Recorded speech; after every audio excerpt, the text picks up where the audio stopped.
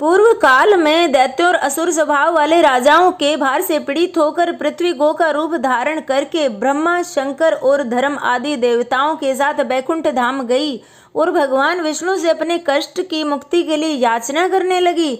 तब भगवान विष्णु ने समस्त देवताओं से कहा कि भगवान श्री कृष्ण ही समस्त ब्रह्मांडों के स्वामी है, उनकी कृपा के बिना तो ये कार्य सिद्ध ही नहीं हो सकता।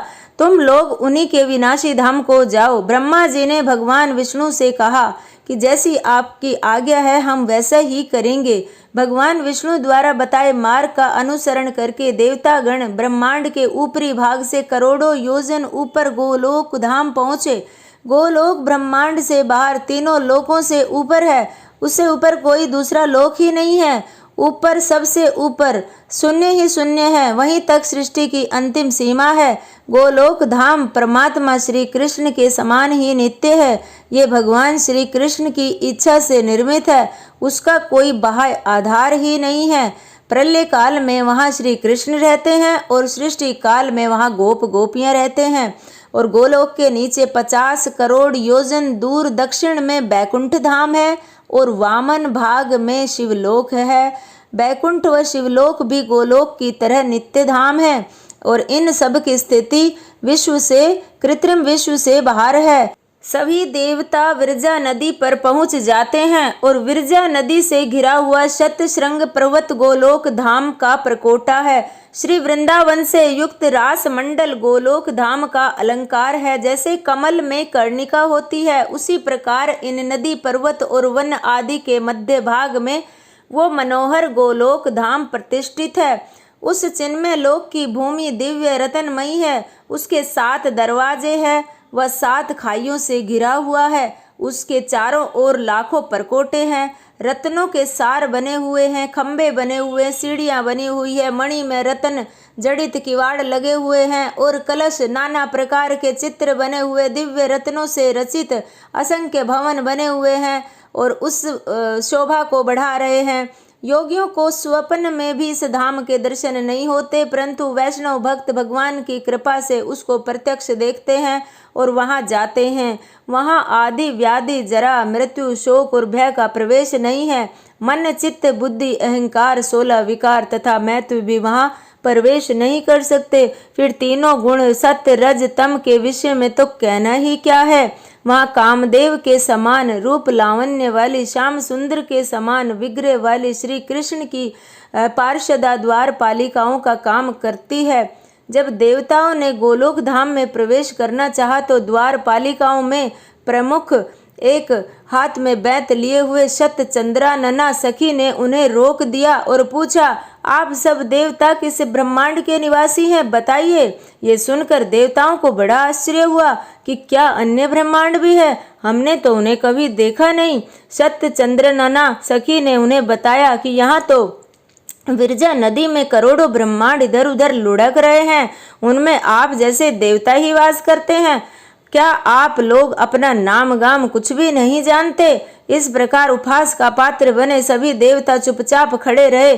तब भगवान विष्णु ने कहा कि जिस ब्रह्मांड में भगवान का अवतार हुआ है तथा विराट रूपधारी भगवान वामन के नख से जिस ब्रह्मांड में छिद्र बन गया है, हम उसी से आए हैं।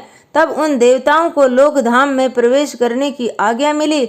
मन की तीव्र गति से चलते हुए समस्त देवता विरजा नदी के तट पर जा पहुँचे और विरजा नदी का तट तो स्फटिक मणि के समान उज्जवल और विस्तृत था। उस तट पर कहीं तो मूंगों के अंकुर दिखाई दे रहे थे, कहीं पे पद्राग मणि, कौस्तुभ मणि, इंद्रनील मणि, मरकत मणि। तो रत्नों से भरे हुए शतशृंग पर्वत को देखकर जैसे कि मोहित हुए जा रहे थे। कामधेनुओं द्वारा सब ओर से घिरा हुआ था और रास मंडल को देखकर वो जैसे तो बिल्कुल ही मोहित हो गए थे। गोलोक धाम में दिव्य रत्नों से ये रास मंडल गोलाकार आकृति में देखकर बहुत ही ज्यादा वो आकर्षित हो गए थे। वृंदावन को देखकर, जिसे श्री राधा माधव को बहुत प्रिय है, ये युगल स्वरूप देखकर मोहित हुए जा रहे थे। निकुंज को देखकर बिल्कुल पागल जैसे हो गए थे, जहाँ पर बहुत सारी गायें घूम रही थी और उनके चिन्ह छपे हुए थे और मधुर स्वर में श्री कृष्ण की लीलाओं का गान कर रहे थे। और इधर ऐसे रमणीय वृंदावन के दर्शन करते हुए देवतागण गोलोक धाम में पहुँचे और वहाँ के घरों को देख रहे थे। सैकड़ों वर्षों की तपस्या से पवित्र हुए जो भक्त भूतल पर श्री कृष्ण की भक्ति में लीन है, सोते जागते हर समय अपने मन को श्री कृष्ण में लगाए रहते हैं, दिन रात राधा कृष्ण श्री कृष्ण की रट लगाए हुए हैं, नाम जपते हैं, उनके कर्म बंधन नष्ट हो जाते हैं, उनका मन ठिकाने आ जाता है, वही गोलोक पहुँच पाते हैं। और फिर थोड़ा आगे चलने पर देवताओं को एक इधर से जाते हुए श्री राधा के अंतपुर का वर्णन करते हैं कि श्री राधा के अंतपुर में कैसे पहुंचा जाए। श्री राधा के अंतपुर में प्रवेश करने के लिए देवताओं को 16 द्वार पार करने पड़े जो उत्तम रत्नों और मणियों से निर्मित थे। अंतपुर का द्वार था जिसकी रक्षा श्री राधा की 33 सखियां करती थी। उन सब के रूप, यौवन, वेशभूषा, अलंकारों, गुणों का वर्णन करना तो संभव है ही नहीं। श्री राधा के ही समान उम्र वाली उनकी 33 सखियां हैं और उनके नाम बताना भी बहुत ही मुश्किल हो जाएगा। श्री राधा की सेवा में रहने वाली गोपियां भी उन्हीं की तरह सुंदर है। वे हाथों में श्वेत चंवर लिए रहती हैं, वहां नाना प्रकार के वेश धारण किए हुए हैं। गोपियाओं में कोई हाथों में मृदंग बजा रही थी तो कोई वीणा वादन कर रही थी, कोई करताल बजा रही थी, कोई रतनमयी कांजी बजा रही थी।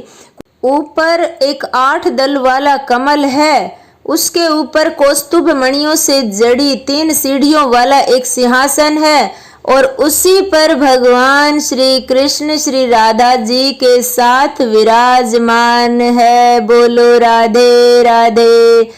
फिर देवताओं ने भगवान श्री कृष्ण के अत्यंत मनोहर रूप को देखा। उनका नूतन जलधर के समान श्याम वर्ण प्रफुल्ल, लाल कमल से तिरछे नेत्र, शरत चंद्र के समान निर्मल मुख, 2 भुजाएं, अधरों पर मंद मुस्कान, चंदन कस्तूरी कुमकुम से चर्चित अंग, श्री वत्स चिन्ह, कौस्तुभ मणि भूषित वक्ष स्थल और रतन जड़ित किरीट, हार बाजूबंद और वनमाला, ये सब उनकी शोभा बढ़ाते हैं। हाथों में कंगन है जो घूमती हुई अग्नि की शोभा को बिखेर रहे हैं और जिसकी कांति तपाए हुए स्वर्णिक सी है। ललाट पर तिलक है जो चारों ओर चंदन से और बीच में कुमकुम बिंदी से बना हुआ है। सिर में कनेर के पुष्पों के आभूषण है, मस्तक पर मयूर पिछ है और श्री अंगों पर श्रृंगार के रूप में रंग बिरंगे बेल बूटों की रचना हो रही है। वक्ष स्थल पर कमलों की माला झूल रही है जिस पर भ्रमर गुंजार कर रहे हैं। उनके नेत्र चंचल श्री राधा जी की ओर लगे हुए हैं। भगवान श्री कृष्ण के वाम भाग में विराजित श्री राधा के कंधे पर उनकी बाईं भुजा सुशोभित है और भगवान ने अपने दाएं पैर को टेढ़ा कर रखा है, हाथ में बांसुरी को धारण कर रखा है। वे रतन में सिंहासन पर विराजमान है जिस पर रतन में छत्र तना है। उनके प्रिय सखा ग्वाल बाल श्वेत चंवर लिए सदा उनकी सेवा में रहते हैं। सुंदर वेशावली गोपियां माला और चंदन से उनका श्रृंगार करती है। वे मंद मंद मुस्कुराते रहते हैं।